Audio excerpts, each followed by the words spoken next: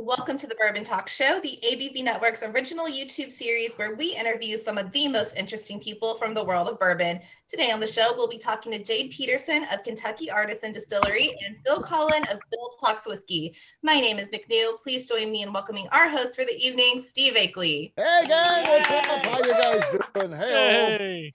We've got a great show today. So these, I love all of the shows that we do, obviously. There's no such thing as a bad guest. If they're getting the invite from us, it's because we want to talk to them. But these guys are a couple friends of mine, so it's kind of a cool thing. So known Jade for quite a while, and Phil, I've known him too. And Phil's, it's been fun to watch him evolve in what he's doing now. We'll talk about that when we have him on later. And it's been fun to see Jade too, kind of, I've watched him grow up in the business, really. I mean, from just, a hired hand to, being a master distiller and, really running a team. It's really been cool to watch. So looking forward to talking to you guys today. So that's really cool stuff. We'll get to that in just a bit, though. We always like to kick off the show, McNew and I do, with talking about what is going on in the world of bourbon. I paraphrase that this time, though, because it's what's going on in the world of bourbon besides Bardstown Bourbon Company being bought out. That was the biggest news this week, right? I mean, that was all over, but everybody's talked about that. You could not miss that if you're a bourbon fan. There's nobody who's watching this and be like, wait, what? That happened? No, that's late news. I think it happened Monday and we're already over it. We already knew. Right. So it's three news stories that are happening besides that one. The first one up is there was an article on the website Inside Hook this week that stated, this is interesting to me, breweries are making the most interesting whiskeys these days. I saw that and I thought to myself, is there even a brewery that's making a palatable whiskey right now? I'm not doing a bit there. I'm not trying to be funny. I've tried a lot of these and I don't like them. It feels like the worst distillery that you could name is making a better whiskey than a brewery that's doing it as a little side thing that kind of, I want to give them like a little smidgen of credit because I feel like the brewers know their yeast. So if you give them a couple years, they might come out with something good. Maybe. I'm not writing them off, and I'm always interested, and I'll give them the benefit of the doubt and try the stuff. But to say that they're making the most interesting things right now, and maybe if you just say interesting, perhaps because they're using doesn't always mean good. Grains and yeast and stuff, maybe interesting, but interesting does not, like you said, equate to being good. So maybe. Yeah. I always go with, when we're explaining experiments, is different good or different bad? Sometimes different for the sake of being different doesn't win anyone over. So, I think everybody has their growing pains, but different for the sake of being different might be the key to that market right now. Yeah. I think you're right about that. So, we'll see if they get it. What does anybody, can you come up with a distillery that's making beer? And I'm talking, I know we all distillers make beer. I'm not talking about that. I'm talking about then putting it into cans or bottles and selling it. Because there are a lot of breweries that make distilled spirits, but it doesn't seem to have gone the other way yet. The closest I can think of is you've got Bluegrass Distillers, who's right next door to a brewery. So, got a thin wall, but that's not the same spot. You're talking about Bluegrass or what's the one that you like, McNew, that makes Kentucky bourbon barrel? What are they? They're near Lexington. They're in Lexington. Yeah, Bluegrass Distillers is up. Town Branch. Town Branch is doing both. There you go. Yeah, Town Branch. I feel like they have like all this company, different roofs. English influence, so I feel like they're doing things a little bit better. Yeah, a little bit different, or Irish influence. Mm-hmm. Yes. I gotta give more credit. But yeah, Town Branch does both. They do good at managing both. I think a lot of places get lost in trying to do both, but we'll see. Those feel like two very independent businesses, even though I know you can try both when you go there and all that, but it feels very different to me. But yeah. Sun King just decided to start distilling too, and like they're great for beer in Indiana, but I don't know about how their distilling is going to go. So. Yeah, that's definitely something to keep an eye out on. This next one I thought would have interest to you, McNew. I saw Woodford Reserve unveiled their annual Kentucky Derby bottle. I know you're a big fan of the Derby. You do Derby parties and stuff like that. You've been to the Derby. Are you into these collectible bottles, things like Woodford and Makers? I am, and Woodford's is beautiful this year. It has all the flowers on it. It's gorgeous. Yes. I only have one Maker's bottle, and that's the Justify bottle that has like the green on it. It looks really great. I have a couple different Woodfords. No consecutive years. I just really sucked at like keeping up with them, but I have a couple different ones. Okay. Yeah, I thought that would be something of interest to you as a Derby fan. So Interesting. Last one is news from us. So Steve Akley, that's me. I was added to the St. Louis Bourbon Festival lineup. I'm going to be doing a breakout session there called the St. Louis Crew Shares Their Flagship Whiskey. So I'm going to do a session with Stumpy Spirits, Still 630, Wood Hat, Old Herald, and Samuel Burton. So 5 St. Louis distilleries. And I'm bringing St. Louis to the St. Louis Bourbon Festival. So they didn't have any of our local distillers doing a breakout or anything like that. And I said, that's not right. And they contacted me. I wasn't part of the original lineup either. They contacted me and I said, I'd like to do this. And I think let's highlight what we're doing here locally. I mean, people are coming in. I know there's a lot of Kentucky there, and I love Kentucky. You'll never hear me say anything bad about Kentucky bourbon, but they got Veach and Minnick and all, it's all Kentucky stuff. And I feel like this isn't the Kentucky Bourbon Festival West, it's the St. Louis Bourbon Festival. So I'm proud to be featuring what we're doing locally. So yeah, I think that's great. And I think you're going to send a lot of new patrons their way after the festival. They're going to be like, hey, this distillery is 10 minutes from me. Let's go. That's going to be great. Absolutely. They're doing some good things. And that's why I handpicked those individuals and what they're doing. And I think if they haven't tried it, and sometimes that happens locally, I'll ask local fans, hey, have you tried this or that? And they're like, no, you should, because we got some cool things going on, and it's kind of cool to be talking about the local scene. So that's awesome, cool Steve. Stuff. When is it? That is in October, the Friday. I think it's October 9th, I think. Very cool. So, yeah, later this year. So yeah, pretty excited about that. It's just a one-day thing. And so it features tastings and, they got the bourbon celebrities in and, and the breakout sessions and all. So it sounds pretty like they're doing a really good job. They did a shorter scaled back version of that even last year. It was their first year doing it last year, and they just had like none of the breakouts or anything like that. So they're kind of making it more of a festival, and it'll probably even get bigger than that as they go forward. I think it's about 2,000 people, so it's a smaller festival, but kind of nothing wrong with that. That's cool. So yeah, very cool.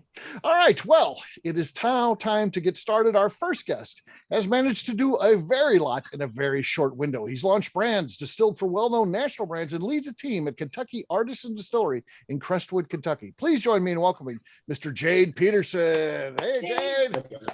How you doing, Thanks buddy? for having me on, Steve. Absolutely. So glad to have you here. Great to see you guys again. Yeah.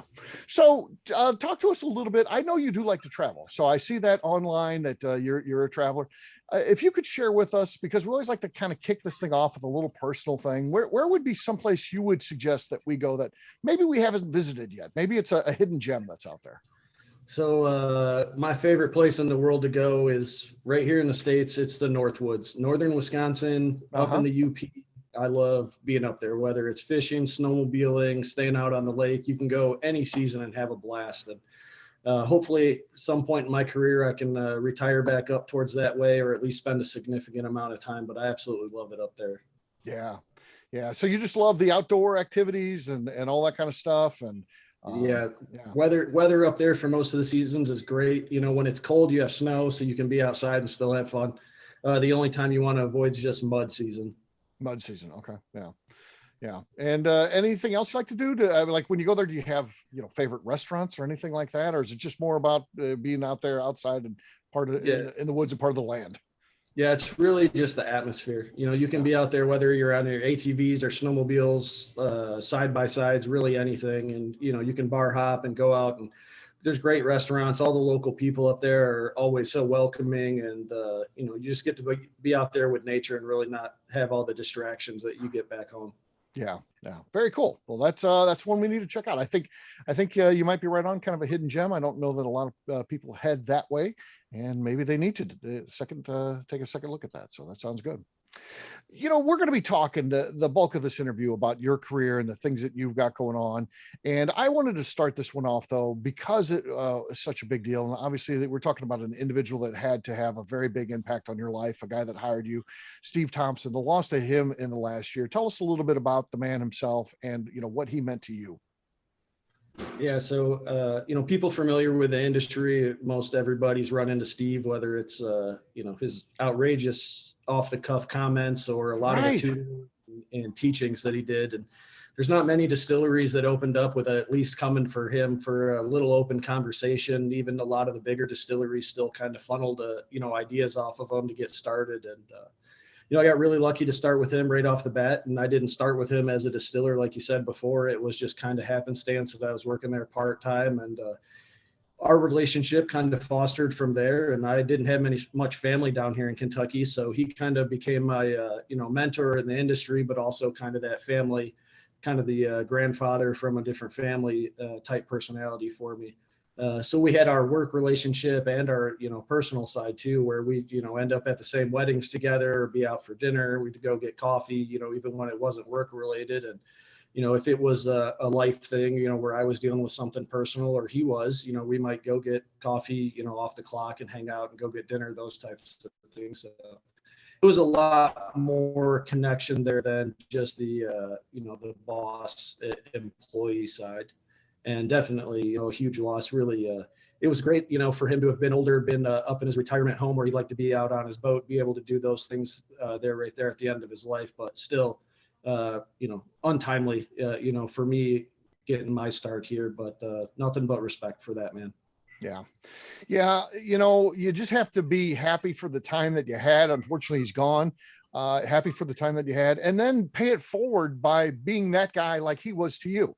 All the things he did to help you out. The best thing that you can do to honor his memory is be that person for others as they're coming up through the ranks and help them out, Yeah, absolutely. Yeah. So at Kentucky Artisan, I mean, you work with brands, and again, we're not going to get into names other than the big one that everyone knows about. We'll talk about them in just a second here. But, you're talking about collaborations and things like that, making their whiskey or doing special projects. And tell us a little bit, give us some insight about how this works. Are they coming to you and saying, hey, I want to make this? Or are they coming to you and saying, hey, we'd like to do something kind of cool and fun? What kind of ideas do you have? So tell us a little bit about how these collaborations work behind the scenes. Yeah. So we kind of have both those bookends where, sometimes we'll get people that come in with an idea right off the bat that they've, paid a lot of, brand research and market research. And it's really fun already when they come in, and we're legit just following a recipe as best as we can. We'll give them samples of those and kind of walk them back and tweak them. Not everything on paper translates to the bottle exactly like you would think. So there's a lot of scale up and adjustments that can be made for products that way. And then we also get far on the other side where they come in and they just say, hey, we like what you guys are doing. Do you have any ideas yourself? Anything that you guys have put down, or have some experiments that you guys want to run that really haven't had funding for? And occasionally we just get to run with those ideas too, where, we can say, hey, I'd really like to run this malt profile, or try this custom barrel, or, anything in between. So it's really a wide range in there, and you get clients that have come in and wanted a little bit of everything. Mm-hmm. Yeah. When I think most people think of Kentucky Artisan, especially the ones that go out and like to visit Kentucky and go to distilleries and that, they kind of just link you guys automatically with Jefferson's because you guys share the same home. If you're going to go visit Jefferson's, you're going to see Kentucky Artisan, and vice versa. If I'm coming in, I want to see what Kentucky Artisan's all about, I'm going to see Jefferson's. So tell us a little bit about what it's like working with them. So obviously a huge brand, a global brand, huge distribution, that well known. And of course, they've got a big personality, the face of the company there, Trey Zoller. So tell us a little bit about what it's like working with Jefferson's, and then what it's like personally working with Trey too. Yeah, it's afforded us a lot of growth. We partnered with them early on, probably 8-9 years ago. So a lot of their upswing here in the last portion of their lifespan. They've been open for 25 years now. So we've been there for about 33% of it. So we've had I feel like a good big impact on them. We do all their barrel finishes come through us. We have our hands on every set of Oceans barrels that's coming in or out of port. We do all their single barrel bottlings, and we distill for them a significant portion of our capacity as well. So it's let us grow as they've grown. It's given us a good opportunity to have that, like you said, that nationwide, worldwide market kind of watching us. It holds us to a little bit higher standard than a lot of other smaller craft distilleries. But at the same time, Trey has that experimental thought process. So it gives us a lot of ground there too. He comes up with an idea and kind of gives me that opportunity to be the boots on the ground, to be like, all right, now go make it work, or let's work through those processes. So he's got a lot of ideas coming down the chute. He's developed, so many products that have actually taken off and made a big impact on the market. So again, I think we give him that opportunity to have that smaller feel for the experimental side, yet we get to scale those up really, really big now. So it's been a lot of fun on that front. Yeah, obviously celebrating 25 years, big year for them. I see they have a documentary coming out. I watched the trailer with Trey talking and things like that. Are you is there any screen time with you, even if it's just walking around in the background at some point? I have not actually seen it. Okay. So I was definitely there when they were doing the filming and asked to be part of some things, but I don't know what actually made the final. You never know until you see the final edit. How if you made it or you're sitting on the cutting room floor somewhere. So yeah. Absolutely. I don't really ever feel left out. We all have our specific roles that we do there, and like I said, I'm comfortable in that with kind of being Trey's hands on the ground there, and it affords both of us to kind of stay in the part of the industry that we really enjoy. Yeah. What has been the most exciting project for you to work on? And again, we're not necessarily asking you to name a brand if that would get you in any trouble. You can just describe it without explaining that, or you can share it if it's okay to. Whatever you're comfortable with. I think different parts of my career have, not that it's super, long or anything yet, but I've gotten the opportunity to get my hands in different parts, so I learned a little bit working with Jim Rutledge on his Cream of Kentucky line. His last one is bottled in bond as rye that we distilled at our distillery. So that was a huge process for us to finally see that go through, even though it's not a KAD brand, it's for someone else. And, he did all the blending work and picking those barrels out of that selection. But, that was really cool for me to see it actually make it all the way to market because most of our stock we sold off to get capital for our expansions. So we didn't really keep that in the back there. I'd be lying if I didn't say the Jefferson's Ocean was probably the coolest thing I've ever worked on. This picture right back here is sunglasses with the reflection of a bottle on them from the O-Search vessel, where we did a private selected at sea out on the O-Search. I don't know how I'll top that if I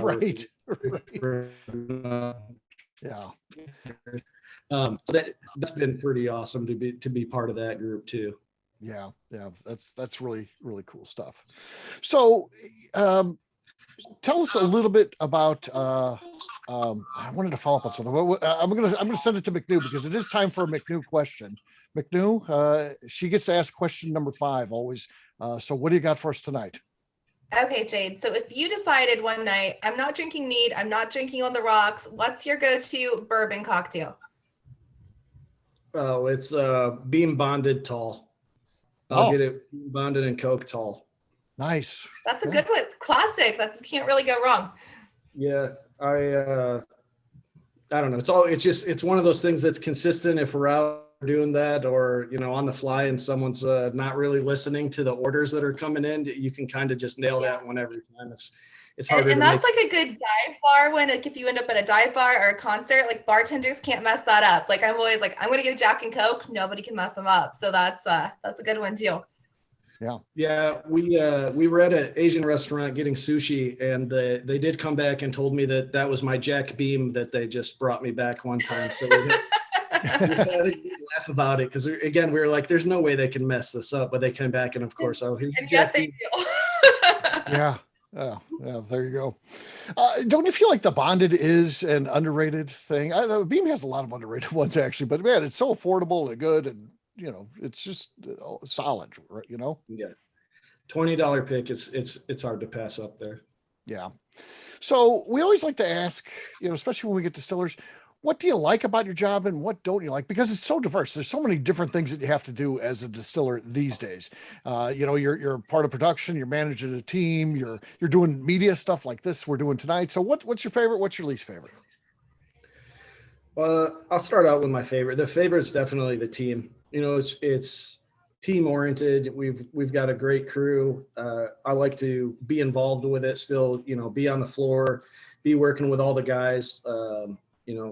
Again, started part-time working on pot stills where we were running 20 hours a day, really not knowing what we were doing to adding the column and all the new fermentation and everything else. So the team and then just the knowledge and the learning side of it. I thrive on both of those. And I'd say that the hardest part for me or the downside is I really treat every job as if I own it. Like it's my product. I want to be proud of it, start to finish. And in this industry, it's kind of hard because there's a huge gap between the production side and the marketing side, and even from there, the ownership side. And like my hashtag and everything is just a distiller. And it's still such an industry thing where people come in and they'll be like, oh, well, do you own a brand, or do you own the distillery, or do you do any of this? And realistically, even for me, having the title that I do, there's a lot of, hey, he's just a distiller. Like that's what he does. And, you know, I'm okay with that right now. In the future, I'd like to have my own brand and do that. But, you know, for the time being, it's just keep my head down, make good products for all the clients and customers that are coming in, and really push to just get better at my craft. Yeah. Yeah. So are there people in the bourbon industry today that you look up to that, you know, you're like, man, it's unbelievable what they've managed to accomplish. And, you know, maybe at the end of my career, I could only hope to be at that level. Is there people like that for you out there? Yeah.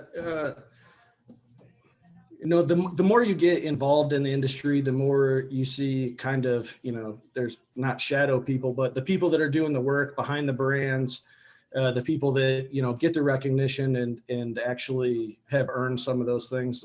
Charlie Downs, a big guy when I got started out, Right. was for me. You know, had some conversations with Al Young early on, of course, Steve Thompson for me, and then, you know, Rutledge and Trey Zoller too. And it's a crazy combination of those, you know, branding and marketing, and, you know, what can you manipulate in the industry with the whiskey, with the barrels, with all of those inputs, and still maintain quality and get out product that you want. So I kind of got thrown in the middle where, you know, I had exposure to people that a lot of young guys don't get with Steve's relationship. So that was huge for me. Yeah. You know, you're working with a guy like Jim Rutledge, and, you know, here's a guy, highest level of success in the industry, and really a good guy, willing to share anything. What's it like talking to him from your perspective? Because I've got to talk to him, and I'm in awe when I talk to the guy, but, you know, you're doing what he does, or, you know, did in his career. So what's that like for you, as you think, man, at some point I can get to the knowledge he has, or you're like, I know as much as he does already? What? No, it's, you know, it's super intimidating right off the bat. Yeah, that's what I would think. Yeah. Jim and again, Larry Embersaw is another guy. And you know, these guys revolutionized a lot of things that we kind of take for granted. And, you know, we've got a part at our shop that we call the Larry Loop. It's named after him. You know, he designed this little feature that we use every day. And I think for both of them and how they came off to me was that they were very understanding that not every facility has the same equipment. Not everybody is trying to reach the same end goal. And if you can kind of get past that with what your expectations are for your facility and for your brands and you as like an individual, for me as a distiller, then it became a better conversation, because you could go through process down at the like bare bones. So it was, hey, I understand why you like to do A, but your equipment only allows you to do B. So yes, that's the best you can do with that. And once you get into that level where it's conversational and not just a checklist of what, if you could spend any amount of money and build any facility you could, then you should do it this way. Well, we didn't have that opportunity. And both of them were really great coming in and being able to work with at that level. Yeah. So, and as we talk about distilling equipment, you guys, you know, in the last couple of years here, you have made a big change. You've gone from pot still to column still. So tell us a little bit about what you like about the new system that you've got. And then as you have had a little bit of time to reflect now, is there anything you miss with the old pot still? Yeah. So I absolutely love it. You know, I was, not to be meta, a little jaded when we were first getting ready to bring it in. Like I wanted it so bad when we were talking expansions early on, and you know, we had the pot stills, and I would go into my, you know, yearly review, or anytime we could go in with like a wish list of what do you want. And every time, you know, I put, you know, this $250,000 column on my, you know, purchase list, and everybody would laugh and be like, hey, we're never doing that. We're just going to keep it craft, keep it small on the pot stills. And, you know, as our clients got bigger and we got better at what we were doing, we needed to produce a more consistent product at a higher volume. And the column really let us do that. I feel like it's definitely a cleaner product. It's more consistent. We have a lot of opportunity to still manipulate it, not quite as much as the pot stills, but I have a lot of play in there. I can, you know, adjust the flavor quite a bit. But then on that flip side, what do I miss the most about it? I mean, you could get really funky with a pot still. You can get wild with where you're making your cuts and how long you're drawing stuff out, and really get to play with it a lot on there. You know, was it good?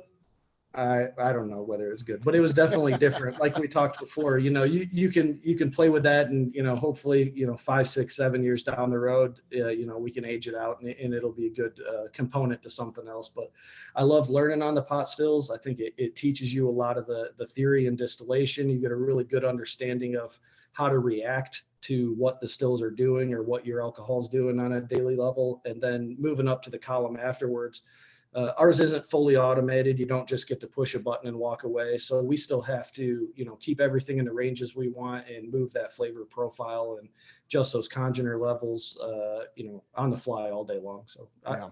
But I love it. Yeah. The only thing I miss is, gosh darn, it was cool. That old Brown Foreman still you guys had looked like a UFO sitting in the distillery.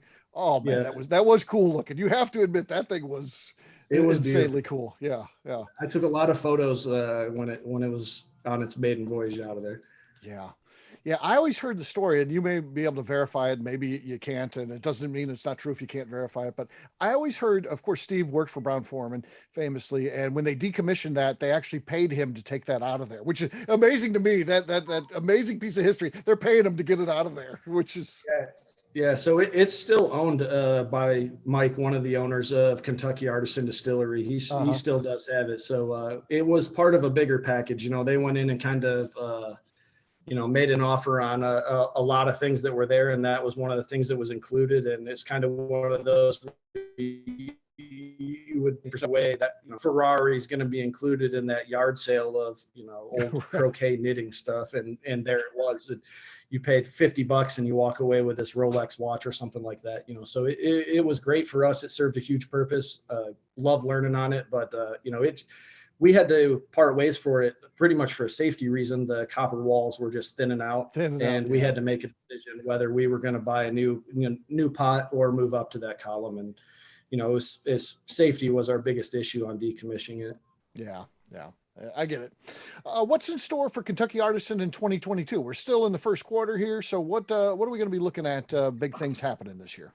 Yeah, so we're right in the middle of another expansion. I feel like every time we talk, I'm telling you right. something around, and we joke in house that we just hate the furniture and we always got to move it around every 6 months. But 2 weeks ago, we brought in 3 new fermenters. So we brought in 5,700 gallon fermenters. It's twice as large as our old ones. And we also brought in a new cooking vessel that's about 3,000 gallons. So it's going to let us bring our production up from last year's numbers of about 3,400 barrels to about 6,000 once we get all the way ramped up there. And later this summer, we've got all new milling equipment coming in. We kind of went around the industry, looked at what everybody loved. We bought like a little setup similar to what Wild Turkey runs for the hammer mills and everything. And I just can't wait to get it all in, but we're still waiting on components with the logistics nightmares everyone's having. You know, you get 90% of it and have to wait on one piece to make its round. So that's what we're doing on now. Yeah, gotcha. Last question. We always like to end on a fun one here. Sometimes we manage to get at things that McNew and I debate on a personal level, and this is one of those things. We're actually kind of on the same page, but weirdly for different reasons, and I'll explain what that means in a second here. But what pizza topping? Like if you're getting ready to, if we end the show today and you're like, I'm going to order a pizza, I haven't had dinner. What would you get in terms of a topping on that pizza? So I've got a little divide here. If I'm going to make it, you know, dough to oven myself, I'm going with an Italian beef pizza. Okay. So we're doing the, you know, Italian beef, banana peppers, jardinere, white sauce, Chicago style mozzarella. Sounds like Chicago. Yes. Yeah. And then if we're going pub style, I'm going to do sausage, bacon, and onion from, if you're going to be outside suburbs of Chicago. Okay. Well, you got the answer wrong here. McNew and I, here's the weird thing, Jade, and this will make sense now. Well, I don't think it actually makes sense, but here's my point.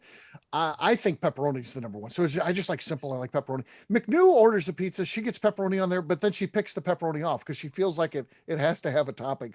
It does have to, cheese pizza looks stupid. It just looks dumb. Why does this make any sense? Why can't you just, if you like cheese pizza, just order the cheese pizza? No, because I don't eat pork, but it needs a topping, and most pizza toppings are pork. Okay, does this make any sense? Are you listening to this and be like, you know what? She's making sense. Yeah, you can't have a pizza without toppings. You don't like bacon, but you like cooking in bacon grease. I have never done that, but I feel like it adds flavor. So like, I know that you also like Casey's breakfast pizza, and I like it too. But I get the bacon and I pick all the little bacon pieces off because the eggs are good, and the eggs and the cheese are good. It's so much extra work. Casey's pizza for a road trip pizza. You gotta have the breakfast. It is.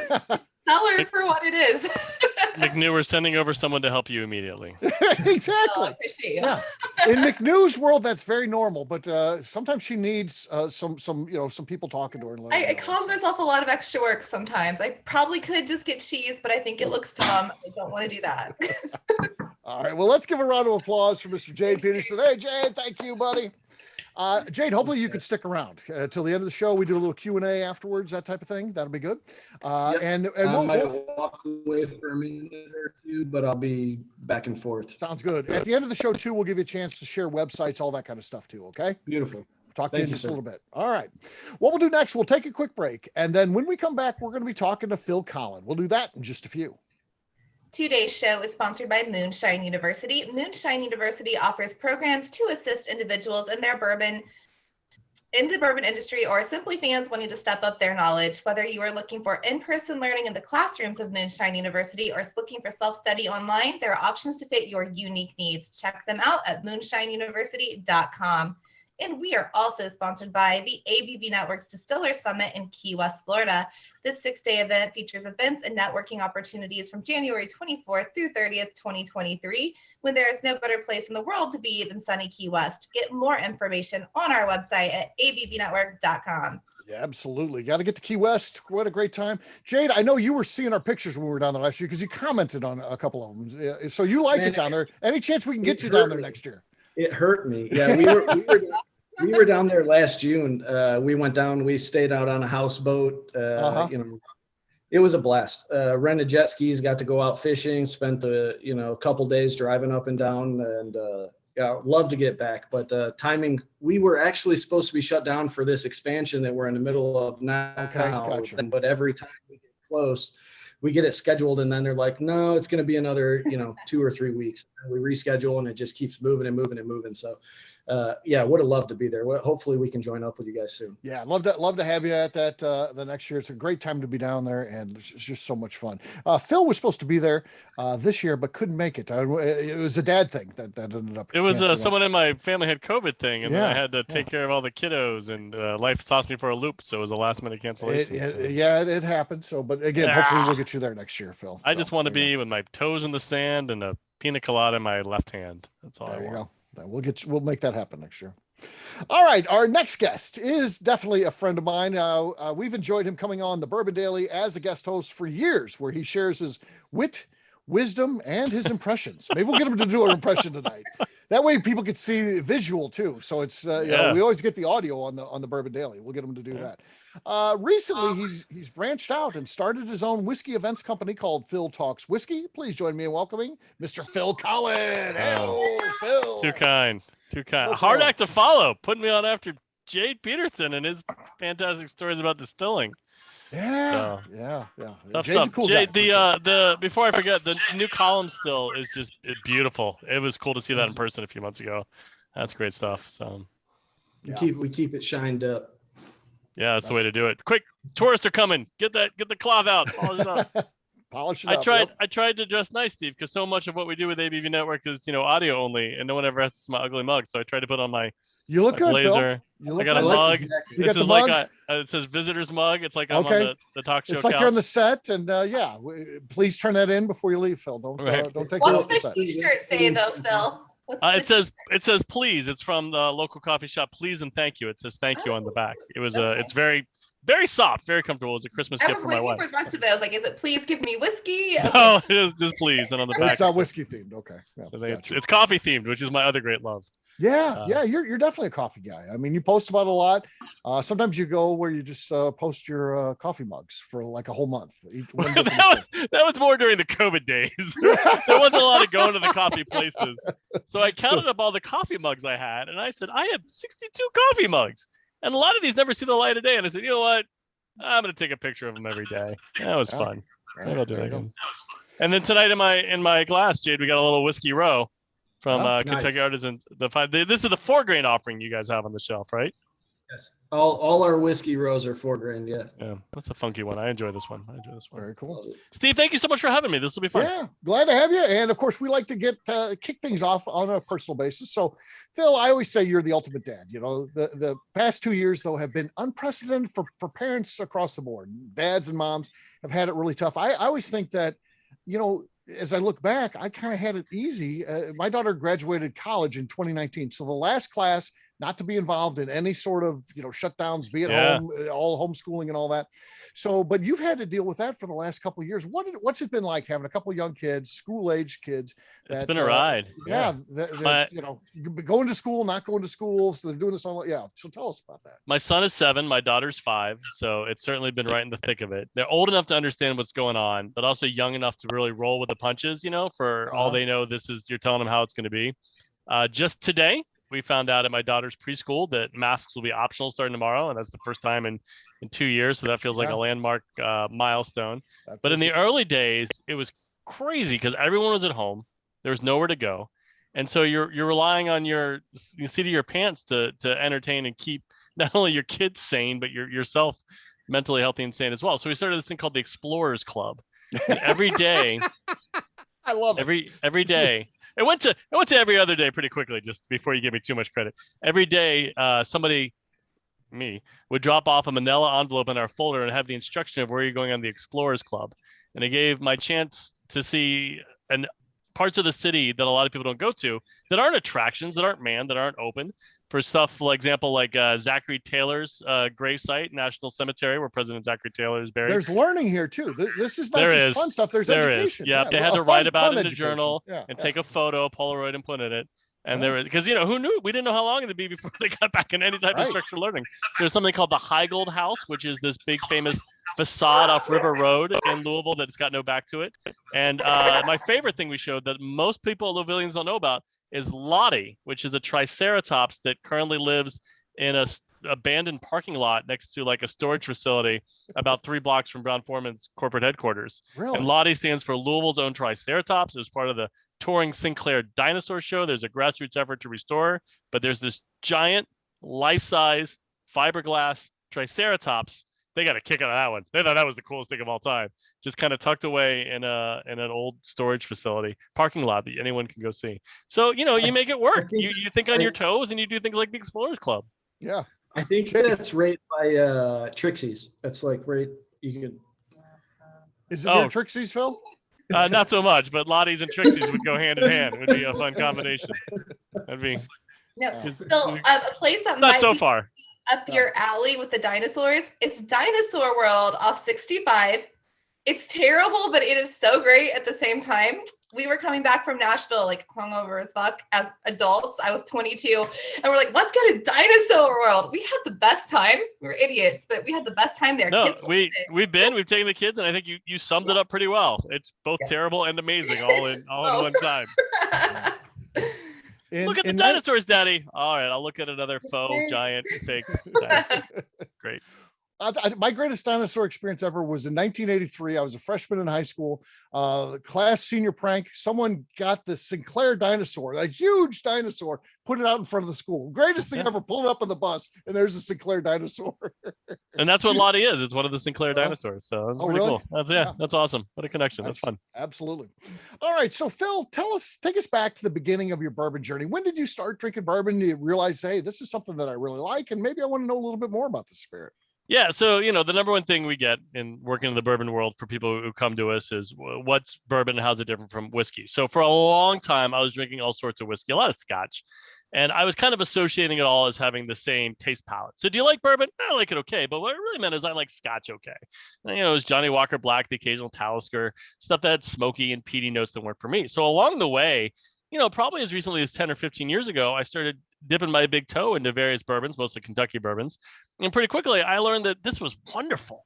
The complexities, the notes really hit my palate. And and one thing led to another. And it really became the preferred beverage after a long journey through everything between Guinness and Tanqueray and tonics. And you like what you like. And bourbon whiskey just is something I can't get enough of. And it's got very little to do with the contents of my glass. That's like 20% of it. But what I love about bourbon and what got me into originally doing Bourbon Trail tours and now Phil Tuck's whiskey is the lore, is the history, is the business side, is the branding. And then, with Jade is the process, the distiller's craft that so often gets overlooked about what it takes to actually put something delicious in a bottle and what goes into it.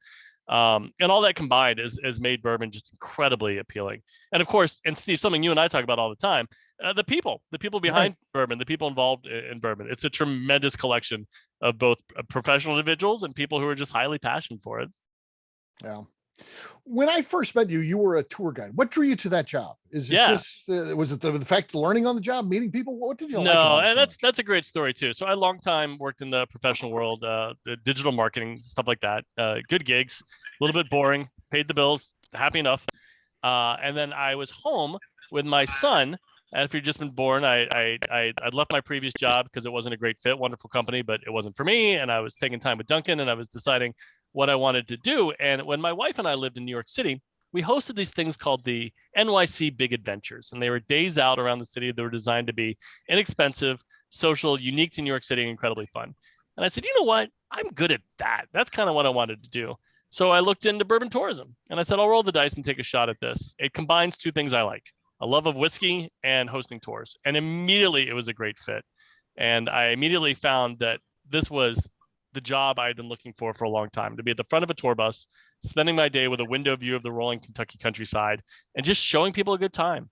And that's the bottom line. That's what I loved most about tour hosting, was the ability to have anywhere from 2 people in a Suburban to 55 people on a coach bus and being challenged with showing them a good time over the course of a day or more. Yeah. The next job you had, and this is one where all three of us, myself, and Jade, all involved in this, the bicycle ride, the Bourbon Burn. So that was your next career move. So tell us a little bit about working for them and what you did. And that was wonderful. All that good stuff. Yeah. 2 years working for them. Basically, there's only 3 of us full time. So, my title was one thing, but basically jack of all trades, making everything happen from handling registrations to creating the experiences.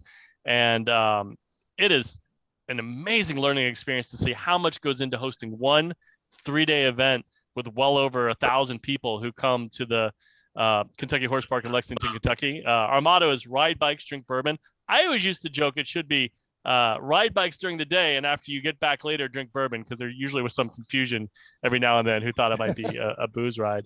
But it was wonderful. And the thing I enjoyed the most was working with the distillery partners and building either the experiences back at base camp, where we have our VIP presentations and the distillers who set up and give samples to everyone who participates in the ride, or the on-site distillery experiences where people ride and visit.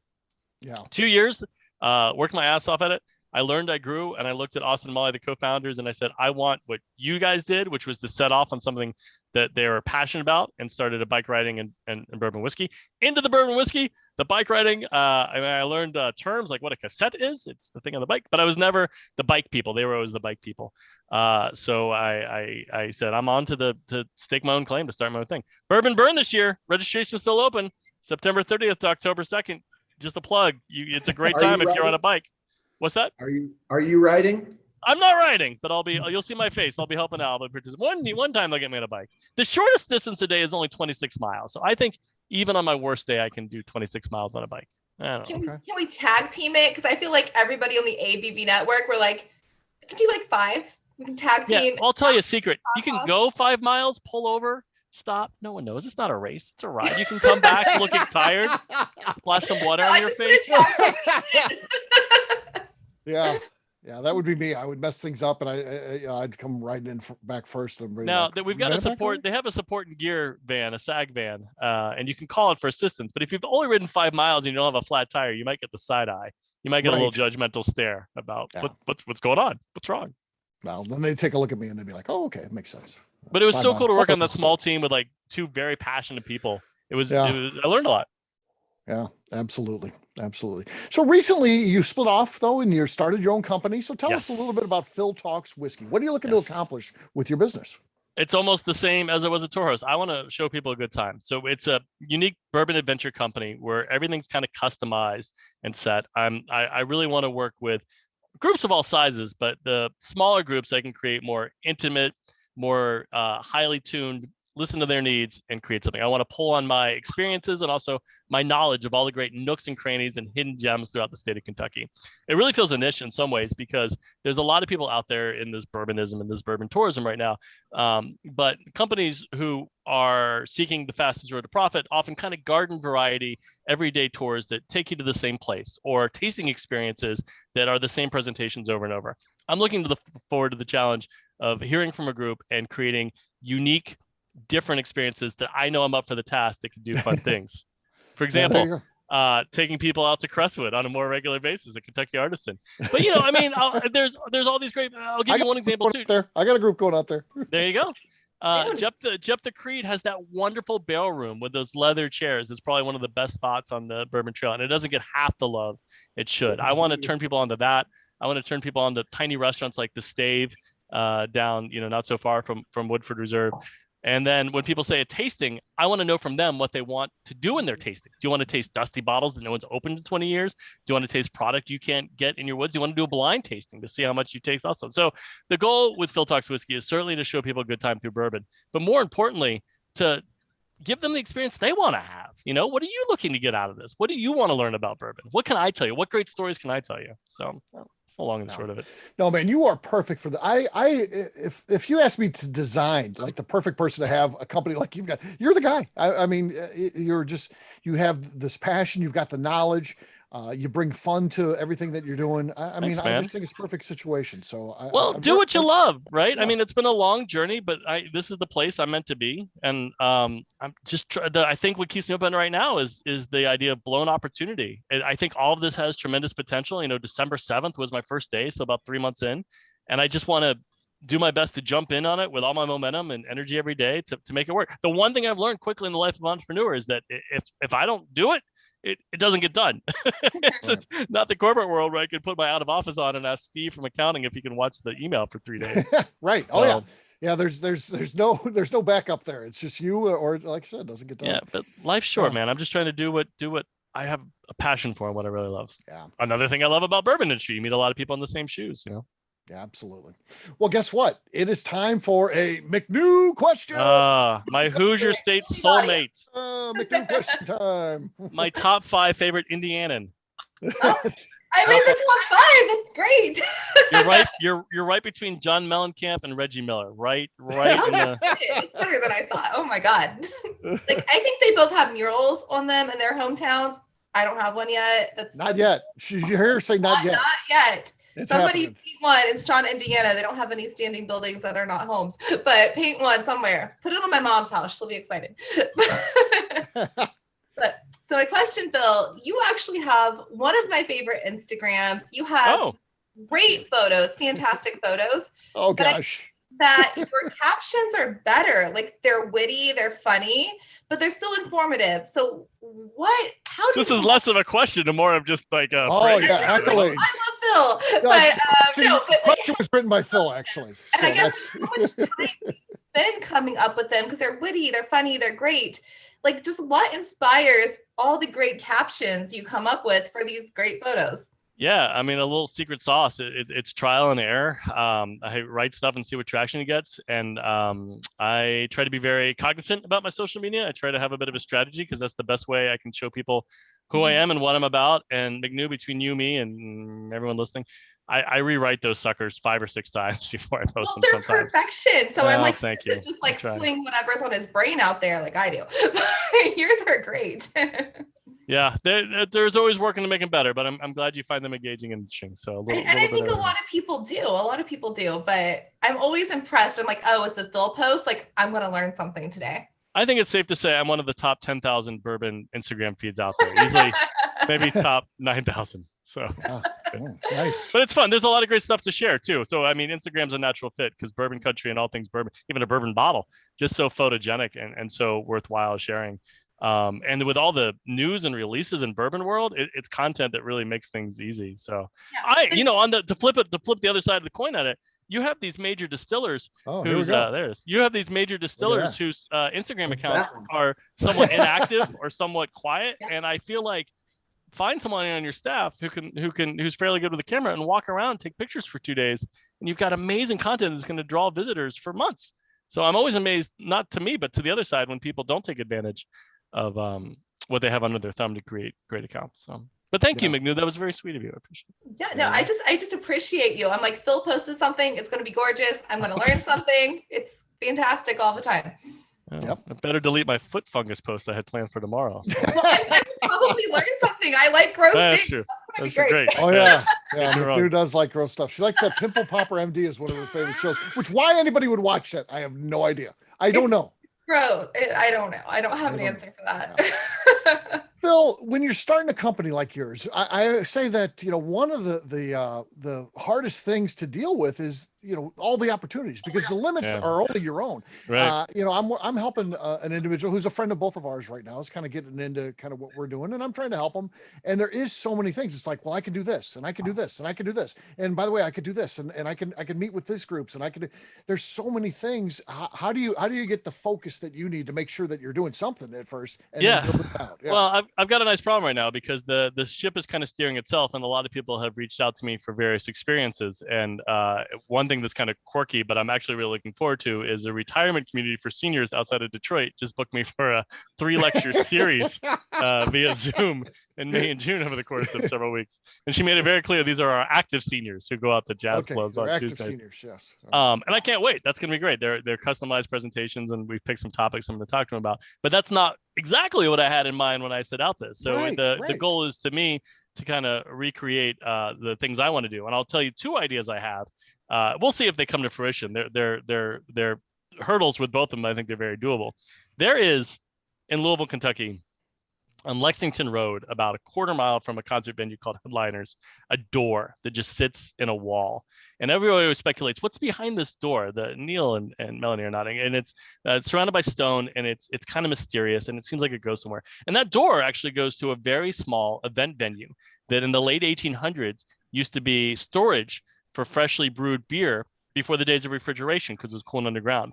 It's privately owned. The owners have essentially given up using it, but I think it would be perfect for a scavenger hunt speakeasy event that you drive people there. They find their way there, and they go do something like this, all behind this unmarked door in the wall. Yeah. I was going to say, or we can age some whiskey in there. If yes, there you go. The cave age whiskey. It's not a new idea.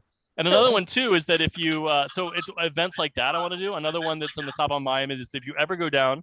Now these are in Louisville, but I really do. I mean, it's called Phil Talks Whiskey, not Phil Talks Louisville Bourbon. So the idea is to be able to go wherever and do wherever. But to specifically talk about this idea in Louisville, there's a beautiful building called Union Station. It's currently in use by our transit authority. It's the old train station. They preserved it incredibly well, but hasn't been used for rail transport for decades. However, about once a year, on that first Saturday in May of the Kentucky Derby, private rail cars by the scores pull up and park there. And all these people who are either wealthy enough or have rented a private rail car can go up to Union Station. So there's a service that you can commission to get a private rail car to take you anywhere you want to go from Union Station. So I would love to do an on-train bourbon tasting from Louisville out of Union Station along the Ohio River up through Indiana in an afternoon. So these are the jaw-dropping, fun, unique things that no one else is doing that I really want to be doing. And we'll get there. It may not be as quick, but right now I'm excited that anyone's ringing my phone and wants to do bourbon experiences, whether they're basement tastings or small tour groups or presentations and lectures. And that's largely what I'm doing right now. And it's great. So yeah, I've been seeing online you're doing some of those. You put some photos out of, events and looks like some whiskey tastings and stuff like that. What's the tasting with you like? Are you combining education and fun, or what's it, jokes, impressions? Is there ever an impression involved? There's impressions.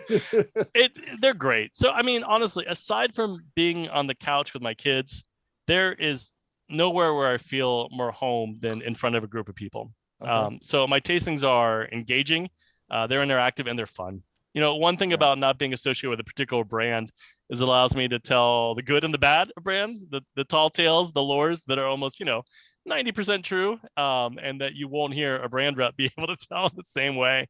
And even the fun stories that for some reason, I'll give you an example. At Maker's Mark, one lesser known story that's 100% true is that Colonel Sanders, when he was starting out selling his chicken in the early 1960s, his very first employee before KFC Incorporated was Bill Samuels Jr. They were old family friends, and Bill Samuels Jr. was driving the truck as a 16-year-old while Colonel Sanders was visiting all the shops to sell his franchise chicken recipe. That's a wonderful 20-minute story that I have all the details on that I love to share during the tasting that they don't tell you when you visit Maker's Mark for one reason or another. So the tastings are fun. I always want to hear from people what they are tasting, what they like. It's never designed to be presumptuous. It's never designed to tell them the senses and smells they're getting. When I did a tasting in Cleveland about 2.5 weeks ago, I looked at a gentleman. I said, "So tell me, what's your special occasion whiskey? What do you reach for when you've had a good day or a special occasion?" He goes, "I reach for Buffalo Trace." I said, "Okay, which Buffalo Trace product? Blanton's, Eagle Rare?" He goes, "No, we in Ohio don't get crap. I reach for regular Buffalo Trace, and that's my everyday bourbon." And we all had a good laugh over that. So the tastings are a lot of fun, in short. Yeah, and then if all goes well, they walk away learning something or two. Yeah. You got a question here. Where's home base? So you're Louisville based. Correct. Yes. Yeah. So Louisville's home, but I'm happy to travel just about anywhere and do different things. I think there's a different interest outside of, about the 100-mile radius I sit with a bubble going a little bigger in Kentucky and less in Ohio and Indiana, where the experiences I create around here have to be unique and different to stand out, because people are so familiar with bourbon, because people know the basics. But other places, they're more interested in what is bourbon. Tell me about everything I'm seeing and hearing. I'd like to know more. I don't think I'd like bourbon. And that's my job to come in and go, maybe you just haven't had the right bourbon yet. So it's two very different kind of groups I'm catering to, but I definitely think there's a fit for both. Yeah. Where do you think this thing going? I mean, you're only 3 months into this, so I know it's very, very early on. Potentially down the road, could there be employees, like other lecture things where they teach people the Phil system to talk whiskey, and then I franchise it. I'm in St. Louis. I'm the Phil Talk whiskey guy in St. Louis, that type of thing. The one problem that I found with starting my company is, since it's called Phil Talks Whiskey, everyone I hire is going to have to be named Phil. Or if they're Asian, we got problems. Yeah, right. I'm not eligible. I'm not eligible. Yeah. I don't think most Phils have your personality, so you're going to have a lot of hiring HR problems probably. That's true. Well, I think that I've learned and met so many people who are knowledgeable about whiskey and share the tale of whiskey in many great ways. When I was kind of like doing independent tours as one-offs, there was a collection of different small tour groups and different people who they called to help out with tours on a time-to-time basis, people who had a background in whiskey, who knew their history and stuff like that. So certainly, while I'm unique in the way I do it, there's other people who can do it just as well. So I'd love to expand and have a network of people who can raise the flag on Kentucky bourbon and tell the story very well from place to place. So definitely room to grow, but right now I'm just trying to see past the end of March. Right. We'll see. So you get out, you do a lot of events, you've been part of the industry, you've been the tour guide where you go to distilleries, so you meet a lot of people from the world of bourbon. Is there anybody that's been elusive though that you haven't met that you'd like to?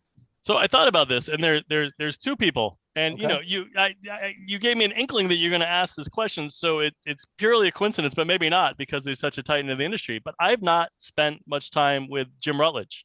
He left Fort Roses shortly after I was visiting there on a very regular basis, and I've only seen him in passing. That's a guy I would just love to sit down, pick his brain or just let him talk. Oh yeah, he'll tell you how it is. Yeah, I know. He'll give you. There's no like, oh, here's the sugar coated version of what. No, he'll tell you exactly how things go down, and he's just a straight shooter. He's a great guy. It's funny Jade mentioned it, but he's on the top of my list. All right, Jade's got something to add there. If we move forward in the future with another barrel pick for them, I will hit you up and you can come join us. Whoa, now that's an offer, my friend. I'll be there with bells on. Yeah.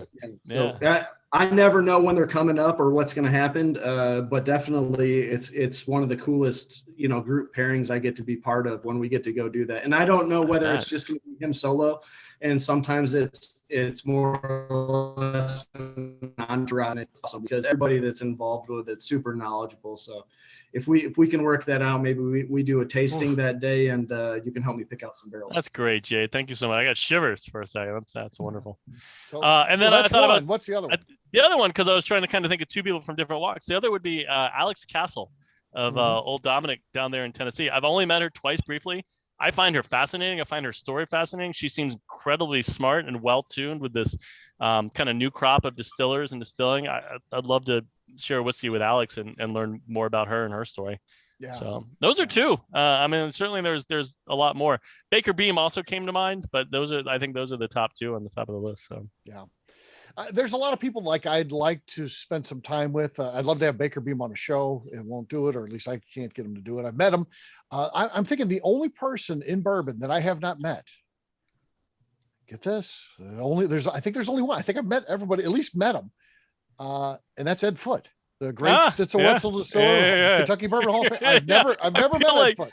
I feel like Michael Beach has a direct line like a bat phone, and no one else gets to talk to Ed Foote. Maybe I'll be nice to Mr. Veach. I'll go over and cut his grass this summer and stuff. I'll do some yard work, and maybe he'll let me talk to Ed Foote. I'd love to talk to Ed Foote. I mean, that's the one guy I've never met, never seen him, never shook his hand.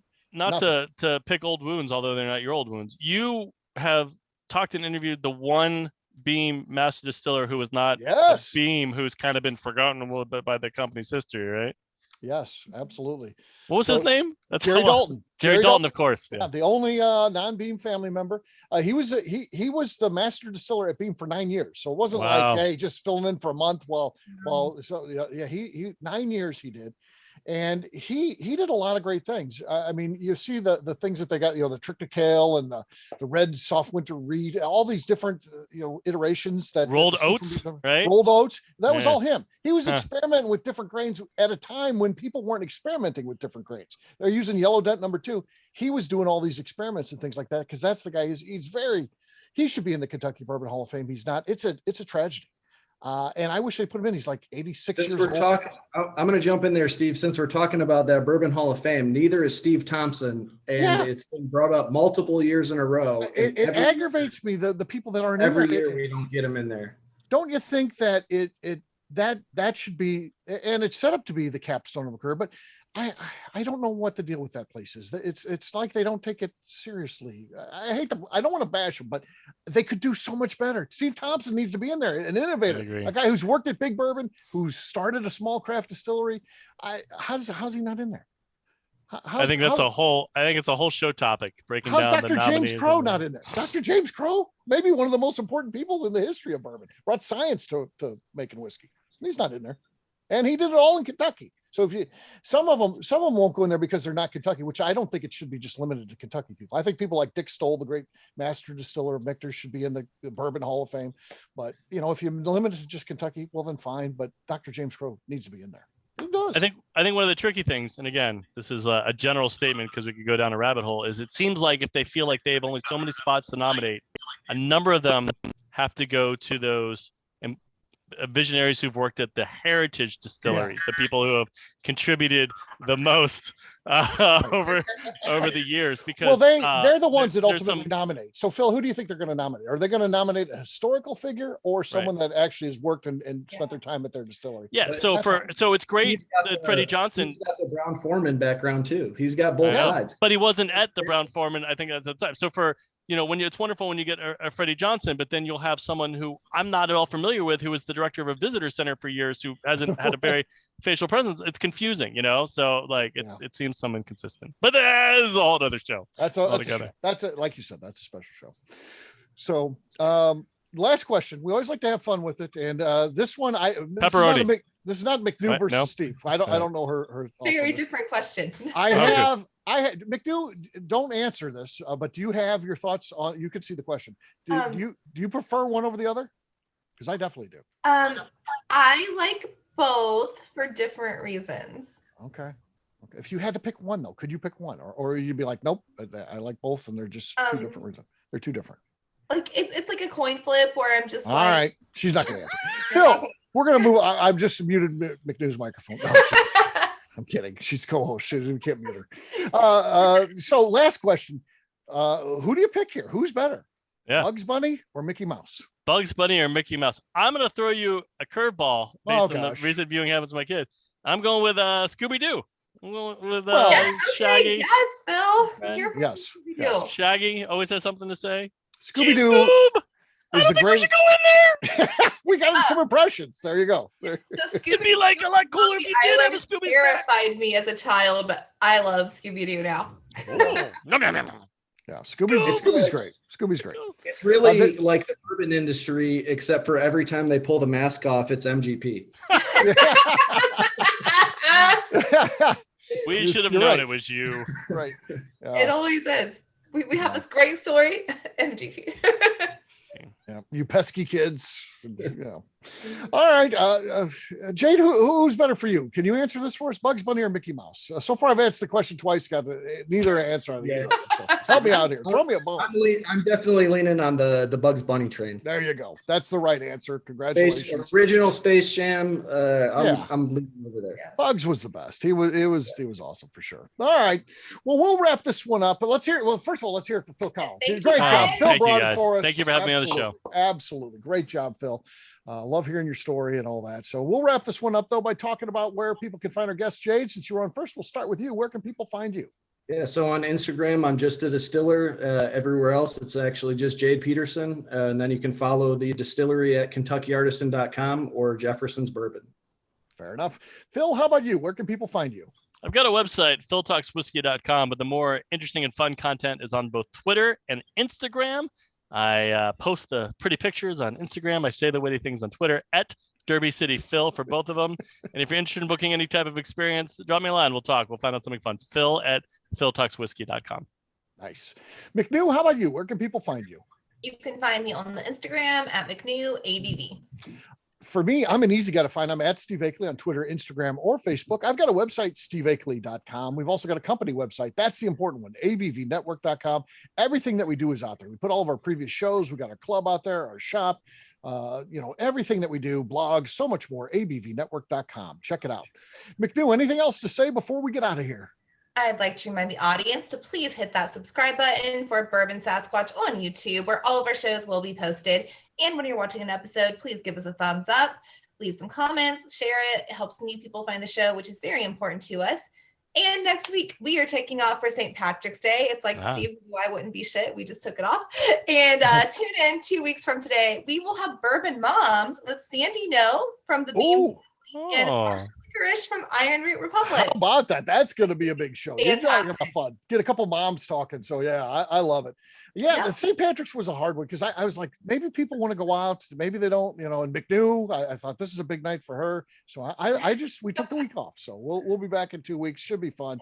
Looking forward to that. One last round of applause for our guests, Phil Kollin, Jade Peterson. Thanks so much. We'll see you guys in 2 weeks. Take care, everybody. Bye. Bye. Cheers.